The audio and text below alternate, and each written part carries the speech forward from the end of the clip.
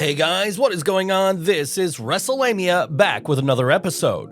Join us now as Wrestlelamia looks at the 14th November edition of Raw, as well as the wildest wrestling news, stories, and rumors you need to know, including WWE pulling out all the stops for WrestleMania 39, a Survivor Series surprise called off, is another WWE Superstar injured, and more. As always, Wrestlelamia won't recap the matches, but provide the good, the bad, and the downright ugly. The good. A big Bobby beatdown. It's obvious that something has changed with Bobby Lashley. Tonight's tirade featured Bobby promising continued punishment for Seth Rollins until he gets his US title back. Mustafa Ali showed up, reminding both men he was still looking for a title shot. Lashley warned Mustafa to back down, but Ali refused, getting demolished in a match against the Almighty, who seems as happy beating opponents senseless as he is at winning matches. Remind people who Mia is. The WWE added some intrigue by having Damage Control scout Mia Yim, offering her a spot in their group for Survivor Series WarGames. Although Yim said she has no beef with Alexa Bliss, Bianca Belair, or Asuka,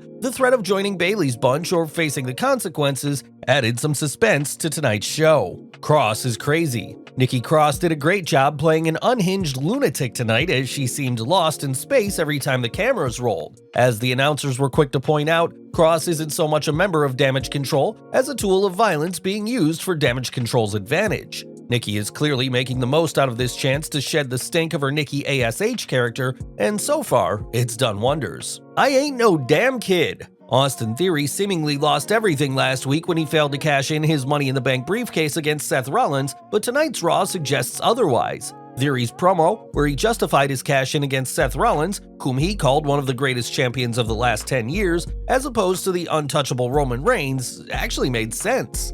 Theory made it clear he's all about the now, a superb way to regroup now that the briefcase, which A-Town rightly referred to as an anchor, is off him. As fans know, talk is cheap, so it was only right that Theory backed up his statement with a brutal beatdown on Dolph Ziggler. Austin destroyed the master of the zigzag to a point where the referee had to disqualify A-Town. Theory wasn't through either, as he attacked Seth Rollins after the Visionaries' main event match. Now make no mistake about it, he ain't no damn kid. The selfies are gone, and it's all about A-Town now. All hell is breaking loose. As wild as tonight's US Championship match between Seth Rollins and Finn Balor was, it took a backseat to the all-out chaos that erupted when the Judgment Day tried to lend a hand to Balor and the OC showed up to even the odds. The excitement continued after the match too, as Austin Theory attacked Seth Rollins, laying out the Visionary and showing he's a changed man, or perhaps a madman is a better term. The bad. A ruined return. Tonight's Mia Yim versus Tamina match was awful.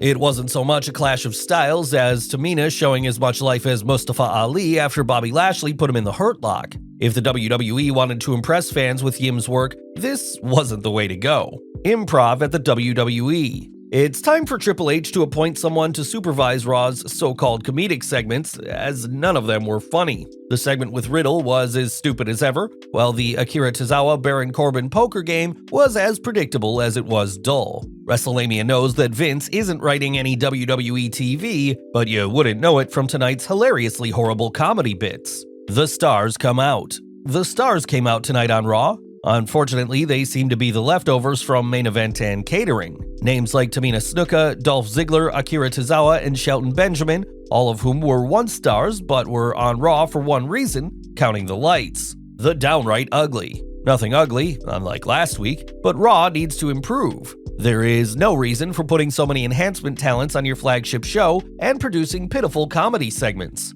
Wrestlelamia is cringing at the thought of what to expect once Survivor Series finishes and WWE has 2 months of TV to produce before its next premium live event. Will the WWE put any effort at all into Raw before mid-January?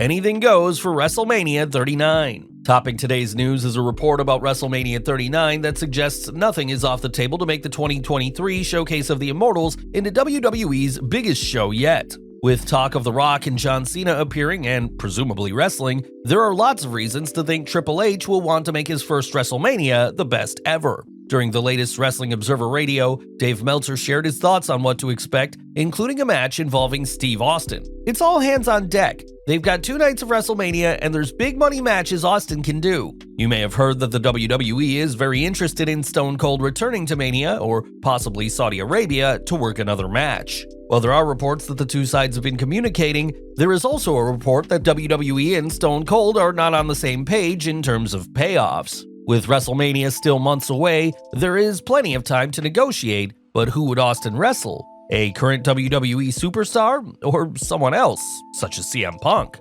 Is Punk coming to the WWE? If Punk does come to WWE, there's already talk he'll wrestle Stone Cold Steve Austin. However, Dave Meltzer recently spoke about Punk's AEW contract, suggesting, if you're looking for the match that's going to shake up the business, the Punk match is the one. But I don't know that Punk will have a release from AEW, there's just a lot of issues there. You may recall previous rumors that AEW was trying to buy out CM Punk's contract, but that the 2 sides disagreed on a non-compete clause. Other possible issues could be Punk's refusal to walk away without signing a non-disclosure agreement and/or pledging not to sue AEW in exchange for some sort of settlement.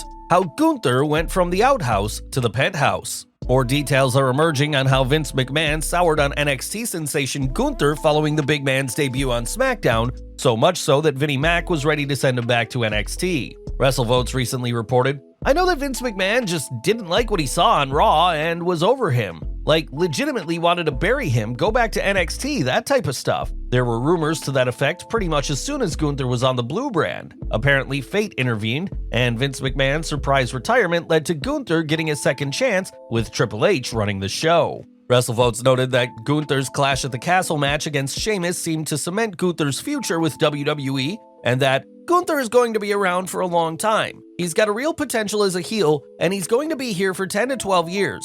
He's going to open up some shows, he's going to close some shows, but he's just going to be a solid match every night. That's what Hunter sees in him right now. This is good news for Gunther and his many fans, with some feeling a run as world champion is inevitable. Is a recently returned superstar sidelined? Has the injury bug struck WWE again? Dave Meltzer thinks it's a possibility as he recently mulled over where Candice LeRae has been. LeRae, who recently returned to the WWE, seemed to be heading for a role as part of Bianca Belair's WarGames team. Speaking on Wrestling Observer Radio, Diamond Dave hypothesized, I guess Candice LeRae could be hurt because she was earmarked for that group, a couple of weeks ago, and they did an injury angle. The WWE has run more than one injury angle involving Damage Control taking out one or more baby faces, so it's possible Candice could show up just in time to help Bianca and company out.